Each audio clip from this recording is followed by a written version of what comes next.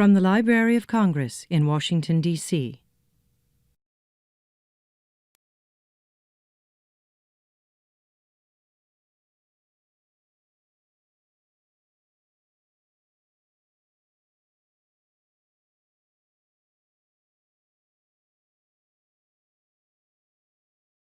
Well, good afternoon and welcome to the African and Middle East Division of the Library of Congress. I'm Mary Jane Deeb, Chief of the Division, and I'm delighted to see you all here today for this very special presentation with Dr. Yoel Finkelman, the Judaica curator at the National Library of Israel in Jerusalem.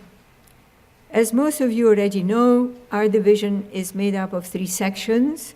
The African, the Near Eastern, the Hebraic sections were responsible for materials from 78 different countries in the Near East, Central Asia, the Caucasus, as well as from the entire continent of Africa, North and Sub-Sahara.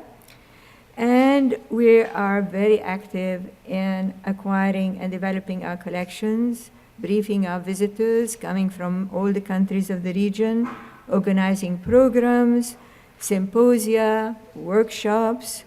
We also invite scholars and experts who have researched and done work in our areas of responsibility to share with us their insights and their findings so that all of us attending and participating in the programs leave enriched with new information and a better understanding of what the cultures and the societies are about.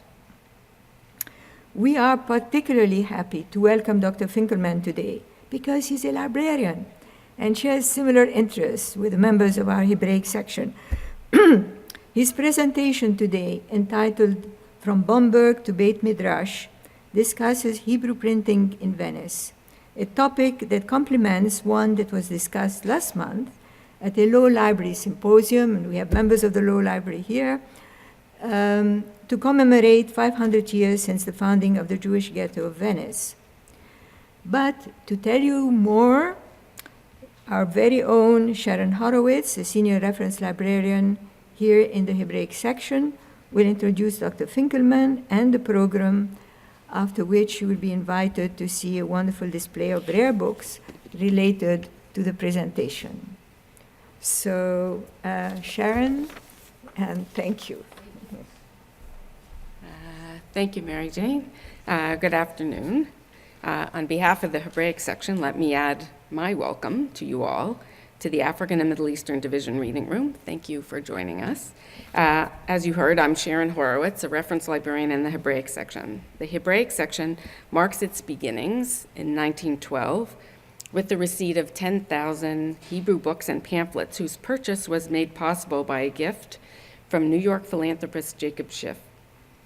From those humble beginnings, our collections have grown to around 250,000 items in Hebrew, Yiddish, Ladino, Judeo-Persian, and other Hebraic script languages, and also includes an important collection of books in the languages of Ethiopia, Amharic, Tigrinya, and Gez.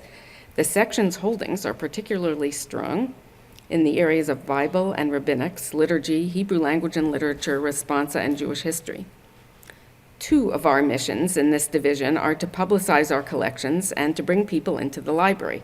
One way we do that is by holding lectures and having programs such as this one that we are hosting here today. I'd like to call your attention to the beautiful display of books from the Hebraic section printed in 16th century Venice. The display and informative checklist were prepared by my colleague, Dr. Ann Brenner. Please allot time to look at these books before you leave. Each book is numbered, and the numbers correspond to a number in the checklist. And so you can follow along by yourselves and see these beautiful things. The number 1 book is closest to the entrance of the reading room.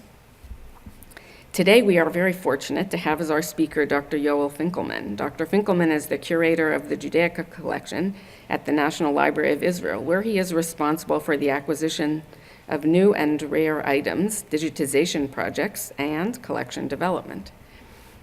One item of business before I turn the podium over.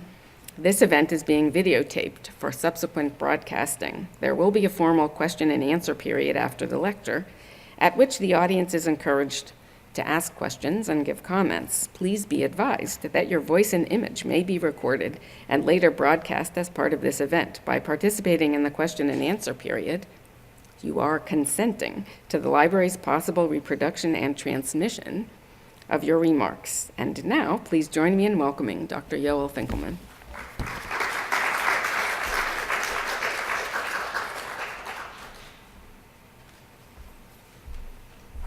Thank you. Is this clear? Yeah. Okay. First, I want to begin with thanks of my own, in particular to Dr. Ann Brenner, whose work in making this event possible is important, and in particular for her work on the exhibit in the back of the hall. The Talmud has rather unpleasant things to say about people who stand in the presence of their teachers and issue determinate conclusions on matters of law. And fortunately, our topic is not actually about matters of law. Otherwise, I would be very uncomfortable speaking about 16th century Italian Hebrew printing in Dr. Brenner's presence, because I feel like an amateur in the presence of an expert. In addition, I wanted to thank Sharon Horowitz and Gail Shirazi, who really put in an enormous amount of effort to make my visit here, both for this lecture and for some professional meetings, possible. Finally, I want to say that I remember visiting the Library of Congress as a little kid on a family vacation to Washington, and coming from a family of bookworms and nerds, it was naturally on our agenda. And speaking here as an adult in a much more official capacity is really genuinely an honor. It's really a trip to be here, if I can be a little less formal. I want to talk about a topic that's really very close to my heart and comes from the fact that deep down I think I'm basically a yeshiva boy. And that my attachment to Jewish texts and my attachment to rabbinic learning was founded in the Beit Midrash. And like many people who spend time in the Beit Midrash, you get used to these big tomes of the Talmud, of the Shulchan Aruch, the Code of Jewish Law, of the Tur, another important code of Jewish law, of Maimonides, Mishna Torah, Code of Jewish Law. And you kind of take these things for granted. And in practice, if we think, well, also as a kind of naive yeshiva student, you take this for granted, you get used to it. You also are not aware, at least I wasn't, of the way in which the physical materials, what we might call in more broad terms, the technology of printing, affects directly what it is that students do with one another. What is the encounter of the learner, of the student, of the participant in this learning process? What is the encounter of that person with the text, with the knowledge that is embodied in that text, with fellow students, and, as we'll see later on, with longer arcs of history and transnational groups whose identity and religious practice is formed by these texts. And as I've gotten older, I've gotten a little perspective on that. And I'm hoping that what we can work on in the next few minutes is to talk about how early 16th century, particularly in Venice, was a major stopping point for the development of how rabbinic learning has happened through the ages. Not that it doesn't have a prehistory, and not that there weren't developments afterwards. Finally, I should mention that I'm talking about a certain subset of rabbinic texts. The overwhelming majority of Hebrew printings do not follow some of the patterns we're going to talk about, but some of the most critical, seminal, concrete works that cemented rabbinic self-understanding do fit into some of the patterns we're going to talk about. I want to start with something a little bit actually anachronistic. And this was a New York Times put up sometime in the last year, a really fascinating article on noise, sound, and its relationship to architecture. And we're going to hope that this cooperates. Right now it's not cooperating. So while we're at it, we'll skip over to a video of a contemporary Beit Midrash. Do we have any sound here?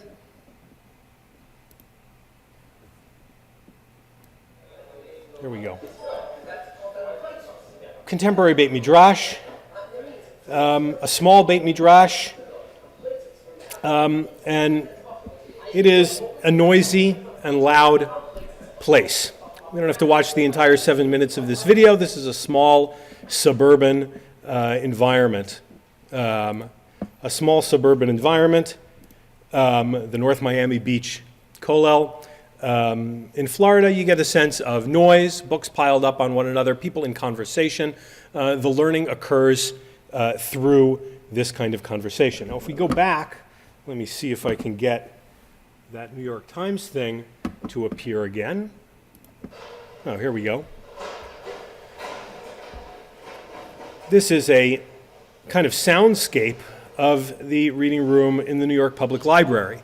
And what the New York Times wants to get across is that despite the fact that librarians are famous for their be quiet, in fact, there's a great deal of noise. Conveniently, the cart is from the Jewish division, so it ties right into what we're doing. And there's actually an enormous amount of ambient noise in what is supposed to be a quiet environment. These are two entirely different conceptions of what the look and feel of a study hall is supposed to be like. In the New York Times case, silence is punctuated by noise that you would hardly notice unless you were sensitive to it, which the New York Times article gives us the ability to do. And the Beit Midrash, and this is a small Beit Midrash, if you go into the Beit Midrash, let's say in the Mir Yeshiva in Jerusalem or the Lakewood Yeshiva in New Jersey, probably the two largest yeshivas in the world today. The Lakewood Yeshiva at the moment has between 7,000 and 8,000 students, size of a small university, and probably has more students than were in Eastern European yeshivas in all of Eastern Europe at any given moment. It's just a cacophony, it's just noise. And without being overtly anachronistic, although just being a little bit anachronistic, I want to claim that this is linked to some of the decisions that were made in the 16th century in terms of printing of rabbinic texts. I've shown these pictures. Most of the items that we're going to talk about are going to come from the collection of the National Library. We don't have a great collection of glossed Christian sources.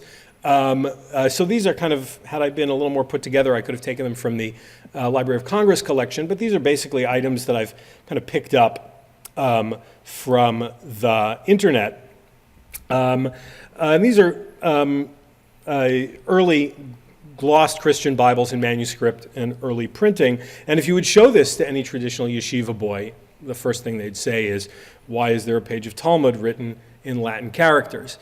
And in fact, this is kind of the core of what I want to try to talk about, is this notion of a central text in the middle, surrounded by apparatus, or surrounded by commentary, or what has become more popular term is paratext. But I don't like paratext in this context as a term, because sometimes it's very difficult to figure out what's the text and what's the paratext, what's central and what's not. And in fact, this has become, what's unique in these rabbinic printings is not necessarily the layout per se. What's unique is that this layout became central and was maintained for centuries well after these kinds of glossed Christian Bibles and polyglot Bibles and works of canon law kind of dropped out of fashion. A lawyer friend of mine, when I was discussing this with him, told me that there are some basic works of contemporary law that work with similar kinds of apparatuses, in law school, but he didn't send me any examples, so I don't have them here.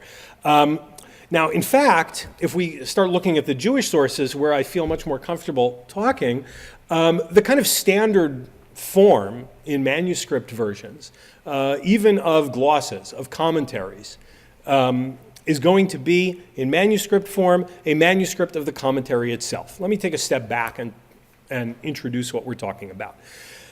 In traditional rabbinic study, whether we're talking about the Bible or whether we're talking about the Talmud or whether we're talking about codes, you have a central text. The text is canonical.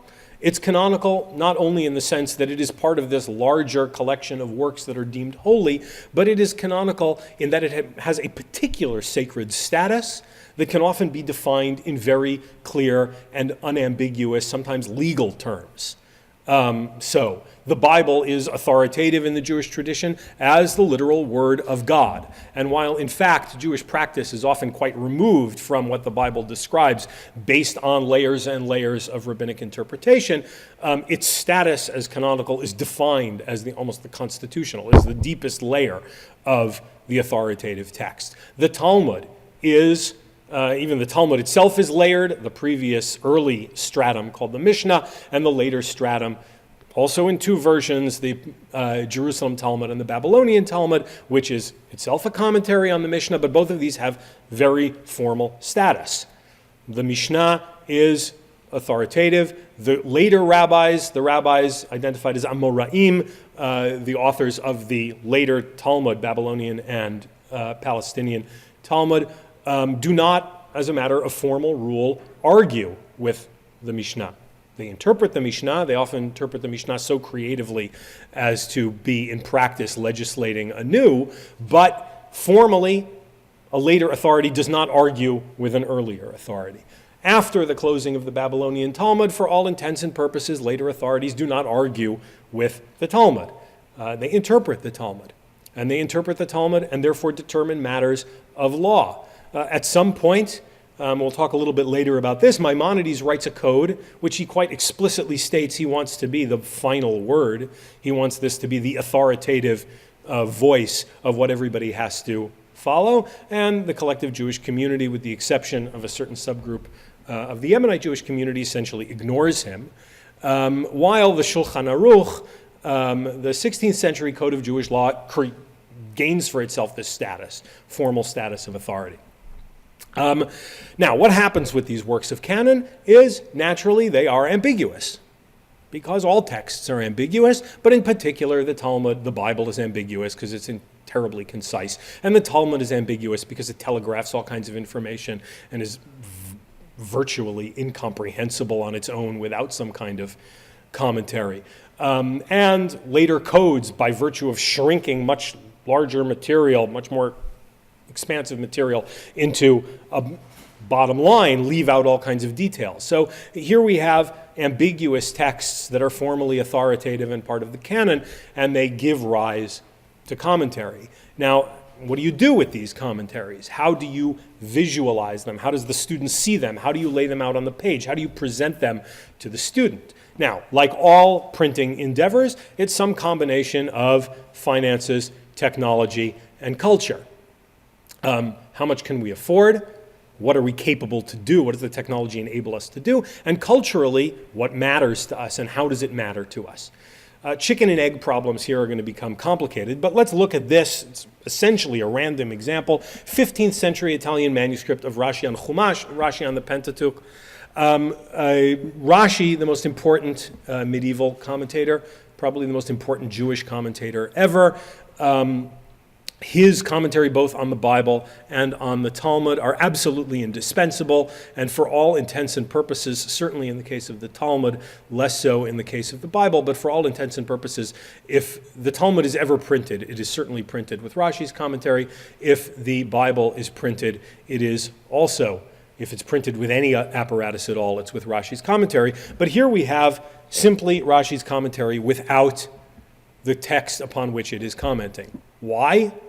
Because manuscripts are too expensive to waste time and space on anything else, and a patron who's ordering a manuscript copy of Rashi's commentary on something presumably already owns a copy of the text upon which Rashi is commenting, or at the very least knows that text by heart, or assumes that a scholar is going to know that text by heart. So let's save a lot of money and a lot of resources by simply treating the commentary as if it is a separate volume. But of course, Rashi's commentary on the Bible cannot be read cover to cover. It can't be done, because it's really a series of short paragraphs that are comments on a particular word or a particular biblical verse, and there is no obvious connection between one line and the other. It can only be read as a line-by-line commentary on the Bible, and therefore this book on its own is virtually useless without either knowing the biblical text by heart or having a manuscript copy of it. Even more dramatically is Rashi's commentary on the Talmud, here also a 15th century manuscript. Rashi's commentary after its publication or after its appearance became absolutely indispensable. And Chaim Soloveitchik has argued completely convincingly that Rashi's commentary made it possible for people to study Talmud independently by filling in all kinds of gaps in understanding what's going on. Here too we have simply the commentary. It is useless without the Talmud, but the Talmud is not presented here. Again, let's save some money. If we move to the incunable period, here we have Psalms with Radak, Rabbi David Kimchi's commentary, a extremely important commentary here from 1477. And here we get to play a little bit. Notice the page layout. We have the text of the Psalms themselves in block square letters, and we have the commentary in what we would call today a different font. What's the text and what's the paratext? Right? The Psalms here are not the text. The text is Kimchi's commentary. And the Psalms are there to enable you to study Kimchi's commentary, because this is a lousy way to present the text of the Psalms themselves. Because if I wanted to recite Psalms as a ritual kind of prayer, or if I wanted to study Psalms as part of biblical poetry, this is a terrible way to do it, because one psalm of 7 or 8 verses or 15 verses is going to be laid out on 3 or 4 pages, and I have to skip stuff in the middle to read the text of the psalm. The text of the verse is there to enable me to study the commentary of Kimchi. Now we move forward to something that starts to look a little bit more like the page layout of a standard Talmudic text today. Here, a Spanish Pentateuch with the commentaries of Rashi and the ancient Aramaic translation of Onkelos, beginning to lay out in columns. Looks a little bit more like a polyglot Bible as well, with the text of the Bible in the middle, with the vowel markings. And here we start to see a more interesting interplay between the texts that are laid out. So that's a kind of transition. Now we move forward into Venice in the 16th century, and we start to see things that are more complicated. Now, part of what's going on here, as we start to see these kinds of texts, is that printing enables lowering of prices. Printing enables much more of an ability to plan in advance how you want to lay out these texts so that you can fit on a page something quite this complicated. There were attempts to do things like this in manuscript, but they weren't able to include quite as much as what's going to be included here.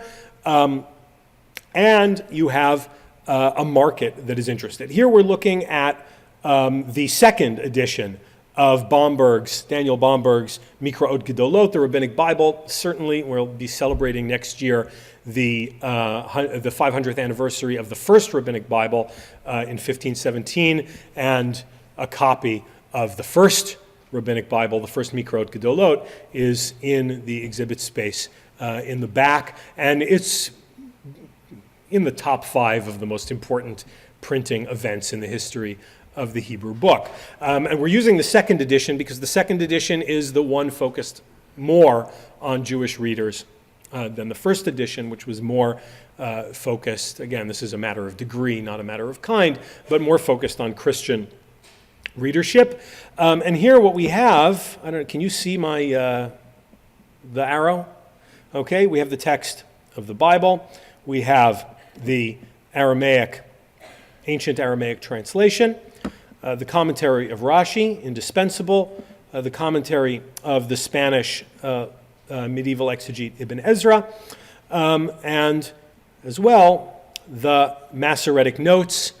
The Masoretic notes, which had, outside of a small circle of kind of OCD people who were really concerned with the exact spelling of every last word in the Masoretic edition of the Bible, had largely fallen into day-to-day disuse by a typical reader. But in the Mikrot Gedolot, in Bomberg's Rabbinic Bible, they were absolutely critical, because one of the most important influences of this publication is that it really set the fixed Masoretic text from then on.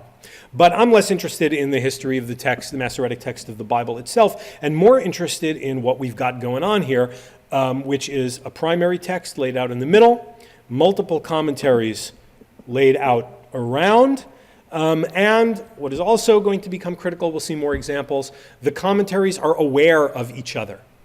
That is to say, Rashi, on this side of the page, comments on the Bible. Ibn Ezra comments on the Bible, but also explicitly makes reference to Rashi's previous commentary. So we have on the page a conversation, a three-way conversation that's going on. Another example, we can kind of multiply these examples, and we see the way Alfasi, the great North African, whose halachot, whose work kind of summarizing and condensing the Talmud into its bottom line, was often studied as the primary. There was a while when people were not quite sure whether the Talmud was going to become the most important Jewish rabbinic text or Alfasi's was going to become the major core of study. And here too we get the central text in the middle, Ran Rabbeinu Nissim and Nimukei Yosef, Rabbi Yosef ibn Habib, commentary on Alfasi, also from Bomberg. Now, we're going to talk a little bit about Talmud, because Talmud is in many ways the core. Observant Jews today are certainly much more Jews of the Talmud than they are of the Bible. So here we have a 1482 incunable edition from Spain, Tractate Kiddushin. Oh, spelling error there. It should say Kiddushin, not Kiddush. And here, again, you see this kind of multiple text on the page. It's clear that the Talmud is the core text, Rashi's commentary on the outside. But the standard page of Talmud, which we'll get to later on, had not yet formed. But as we move forward, Sansino Talmud, we also have a volume of that in the exhibit, this is a 1510 edition.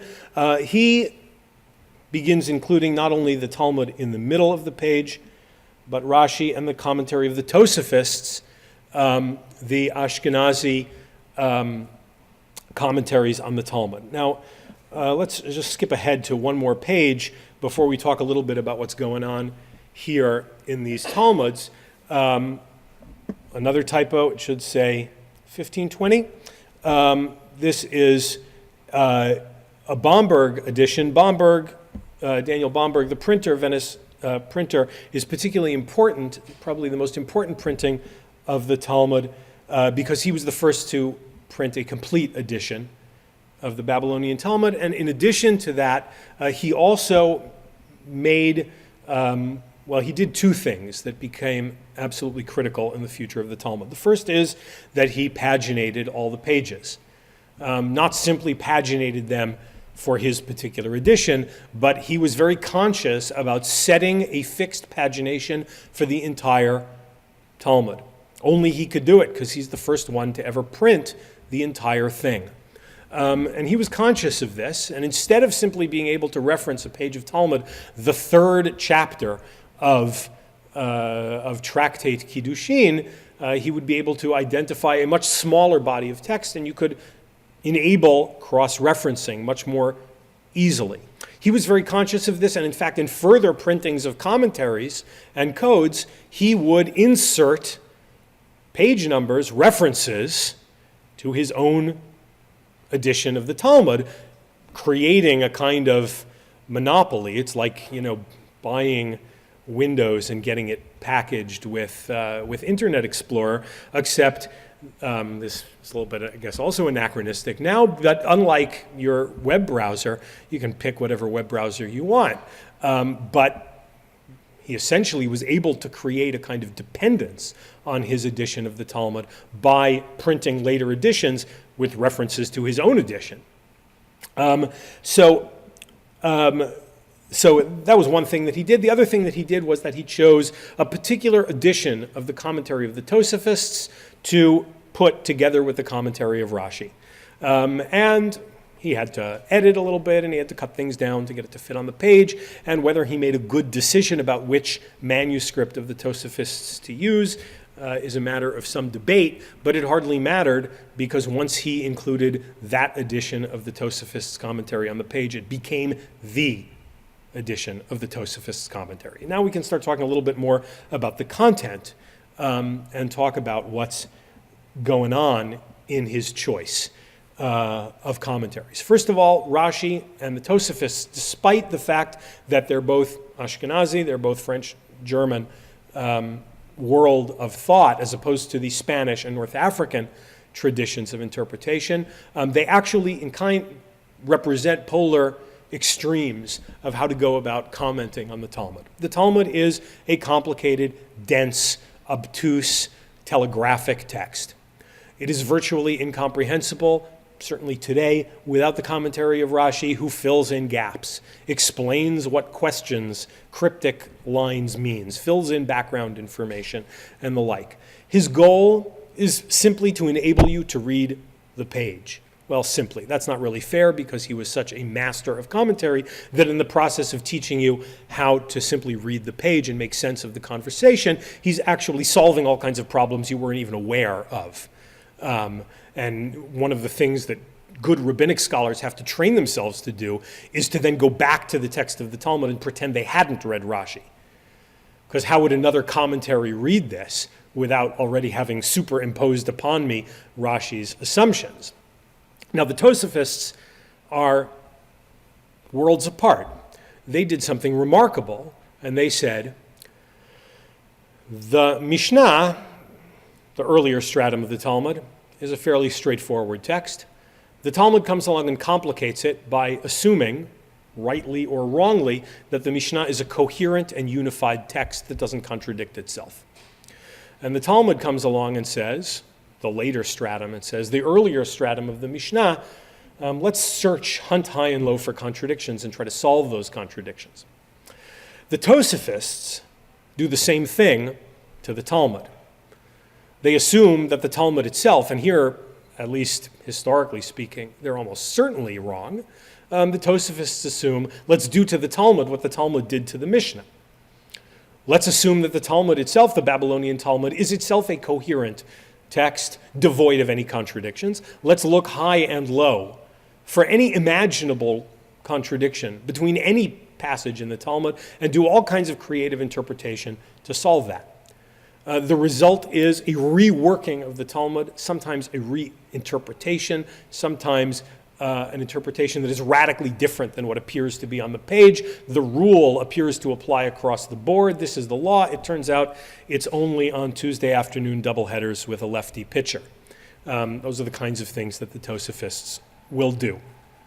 And so what you get on the page are not only the text of the Talmud itself, the simple, straightforward commentary of Rashi, but the Tosafists that open up this world of analysis and hyperlink. I'm not, the first one to notice this parallel, but hyperlink the Talmud to itself and create this dialogue. Now, so look what happens in kind of an image on the page is we get the Talmud, which itself branches out and creates conversations of the two commentators. And again, we get the two commentators talking, not quite with each other, because the standard opening line of a paragraph of commentary by the Tosafists is Perush HaKuntras, which, to oversimplify a little bit, means this is Rashi's interpretation of the Talmudic passage that is inevitably followed up with Vikashe. That's a problem. It doesn't work. Because if you interpret this passage in the Talmud the way Rashi wants you to, you're going to create a contradiction with another passage in an entirely different volume that you didn't even remember. That's remarkable, probably Rashi would have said in response. I'm not trying to solve a problem over there. I'm just trying to tell you how to read the page over here in the simplest possible way. Again, this is setting it up a little bit more dichotomous than it actually is, but you create this three-way conversation on the page. Let's stop for a second and think about the experience of the student who opens up this page. We're going to put on our teacher hats for a second. And I'll skip ahead a little bit to a contemporary work of academic scholarship, but let's make explicit the implicit assumptions that are here on the page. The first is that there is a central text. The central text is the text of the Talmud, with the earlier stratum of the Mishna and the later stratum of the Talmud itself. That text is authoritative. It is in the center. It gets the nice woodcut letters at the top. We're not exclusively for holy texts, but they certainly give it a certain kind of weight. That text is central and authoritative. Secondly, that text is not transparent. You have to do some work to understand it, but the work that you have to do to understand it is going to be colored by equally canonical commentaries. You are not alone in this endeavor of interpreting the Talmud. You are working within an established canon of commentaries. Third, the commentaries themselves are in conversation with one another. They are explicitly in conversation with one another.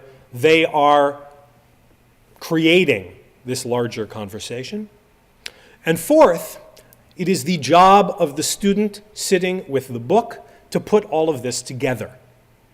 That, I think, is the single most important educational philosophy implication of this kind of page layout. It is this my next slide? It's not, but let me go ahead of myself a second. Here.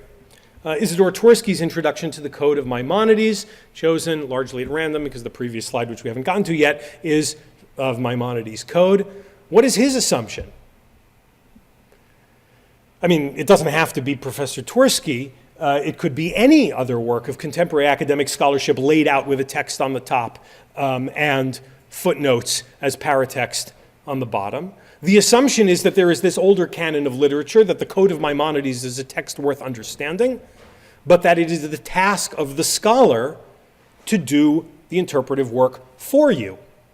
Now, granted, he is not an absolute authority, despite what many professors sometimes think. He has a responsibility to you as the reader to give you the footnotes and the apparatus so that you can go back to the original sources and double check and see if you find his interpretation compelling. But ultimately, he is doing the synthesis. It is the job of the author of the academic monograph to do the synthesis for you. As opposed to, if we go back previously to our page here, where the assumption is that it is the job of the student to do the interpretive work, him or increasingly herself.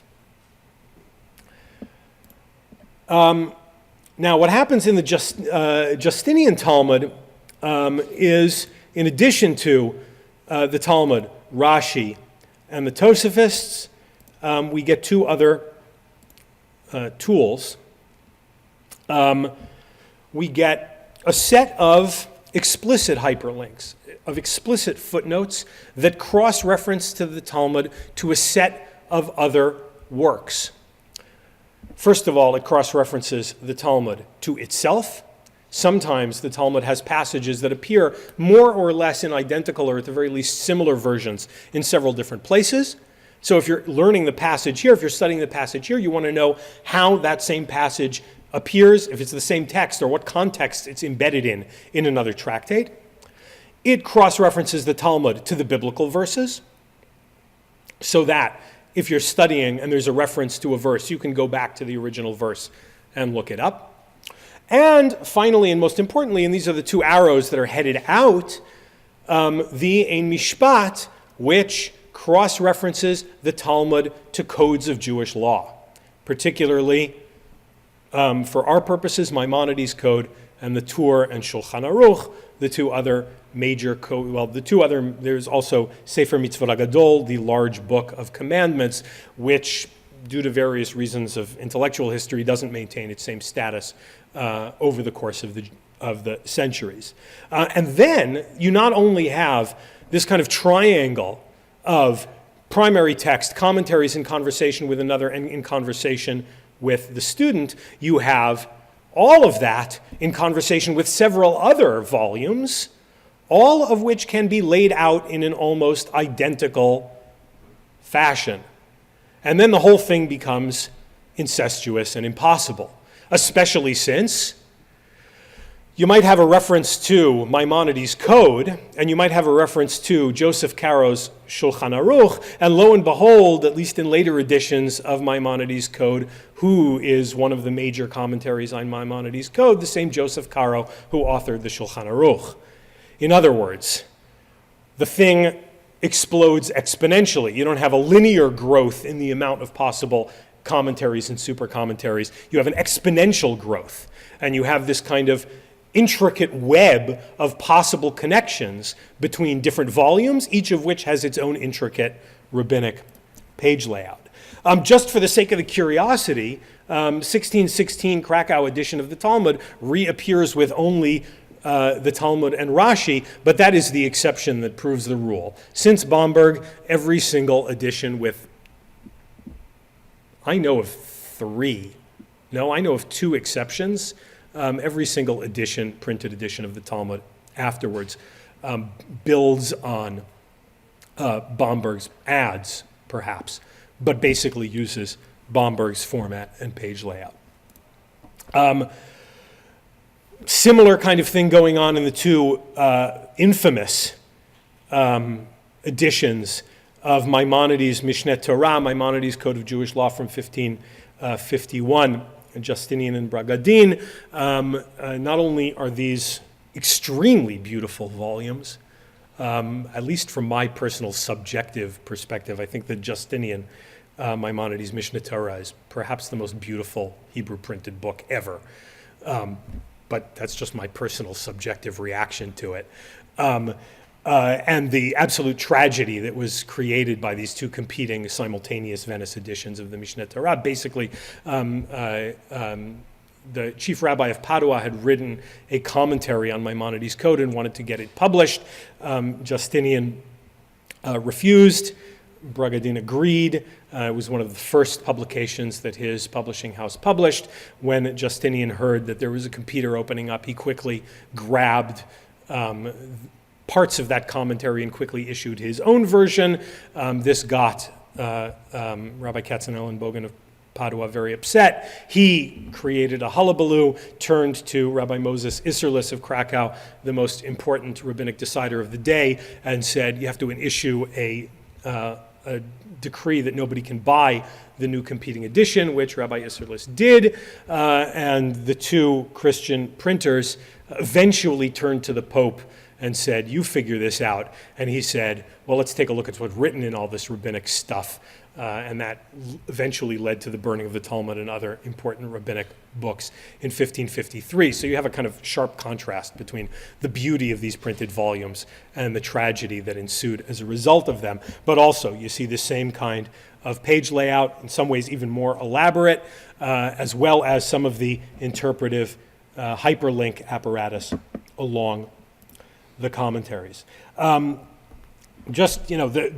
two other major editions, which we don't really have time to go through the whole history of their printing, but the four Turim and the Shulchan Aruch, two major codes of Jewish law that were originally printed also in the single text in one volume, gradually developed much more elaborate apparatuses as well. Here we have two editions before the transition between just the text of the core and the surrounding commentary. So we talked a little bit about how the educational philosophy of contemporary academic scholarship is somewhat different. I want to talk about two other interesting things that are going on here. The first is that another thing that the Bomberg edition of the Talmud did was to include, in addition to the page itself, several commentaries printed independently in the back. He included Maimonides' commentary on the Mishnah. He included the commentary of the Rosh, Rabbeinu Asher, the Spanish commentator. So he's kind of expanding. They may not be on the page itself, but they're still there in the volume. But I want to point to one thing in his inclusion of Maimonides' commentary of the Mishnah. That involved not publishing Maimonides' commentary of the Mishnah, but by publishing a translation into Hebrew of Maimonides' commentary on the Mishnah, which was originally published in appeared in manuscript in Judeo-Arabic, which was the vernacular at the time that Maimonides was writing, or the time and place that Maimonides was writing. So some of this, to kind of create this dialogue, to create this conversation on the page and in the volume and with the students, part of that involves reworking, doing some work with the original texts in order to enable them to be part of this conversation. Because in Venice, the publications were not meant for sale exclusively in Venice, far from it, but the European student, rabbinic student, was no longer fluent in Judeo-Arabic and needed this edition in Hebrew to bring Maimonides' commentary on the Mishnah into the conversation. And what is perhaps even more interesting, if we go backwards to the Mishneh Torah, is that this layout of the Mishneh Torah is explicitly and unquestionably in absolute violation of the author's intention. Maimonides said explicitly in his introduction to the code, I want this to be the final word. People waste an enormous amount of time with this convoluted text called the Talmud. There is something enormously subversive and pretty arrogant about what Maimonides thought he was doing.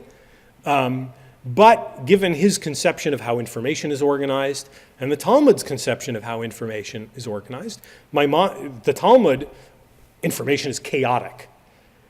It's created in conversation. You start on one topic. It's like having an argument over Thanksgiving dinner about politics. Beside that being a terrible idea, and studying the Talmud is a good idea. But you start on one thing, and you think you're talking about this, that, and the other, and then it turns out you're talking about something else because some of you said, how much you appreciate this candidate, and somebody said that makes you an idiot. And then you're talking about gun control, and then you're talking about the economy, and then you're talking about whatever. And that's how the Talmud organizes information. And Maimonides organizes information systematically. Point 1, point 2, point 3, definition of terms, implications of those definitions of terms. And Maimonides was trying to undercut. And who wins in these editions? In these editions that we're looking at, these 16th century edition, the Talmud wins. I mean, Maimonides wins also because he becomes part of the canon, but his core conception of how information is to be transmitted and discussed and organized loses in the face of the Talmud. The Talmud emerges victorious.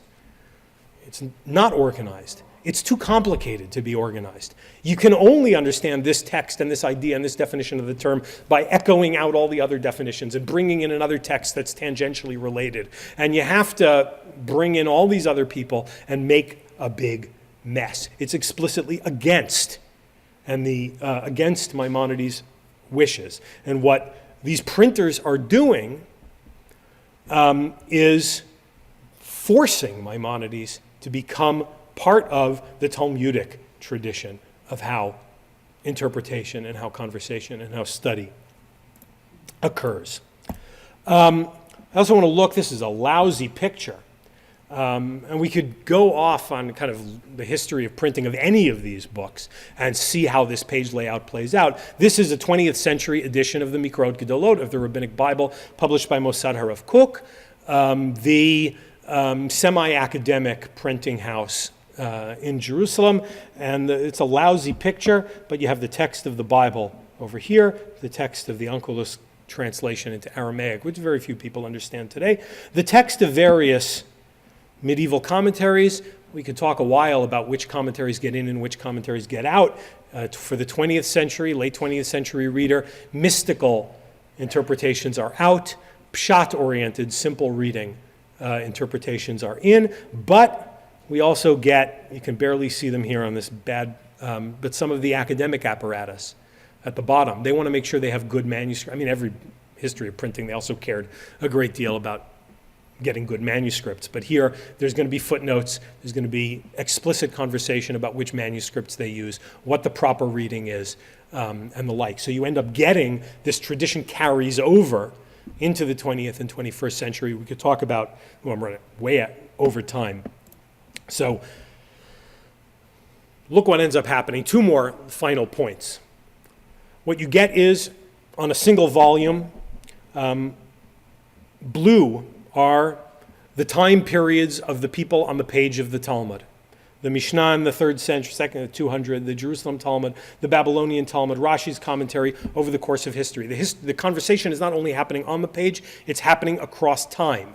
And if you add the red boxes, are the people to whom, the books to whom, which are referenced by the Ein Mishpat, by the other, by the hyperlinks, by the footnotes in the margins. So you end up getting across time conversation. And you also end up getting a transnational conversation, because you can map where all these people are from and where they're writing. And you end up having a conversation between numerous people who are either present on the text or immediately referenced to the text. So I'm over time, but I want to summarize by saying, if we go back to our original video, the Beit Midrash is populated by people in conversation, loud. And part of that is this notion of dialogic reading, in which the student is responsible for putting together, making synthesis out of this chaotic conversation that is across generations and transnational. And 16th century Venice is a central location for the creation of that. Chicken and egg questions. Did the print create this? Yeah, sometimes Bomberg's choice of this edition of the Tosafists made that the authoritative edition of the Tosafists, but he couldn't have published an edition of the Talmud without Rashi, because that was already established as the text. So chicken and egg questions are interesting. Thank you.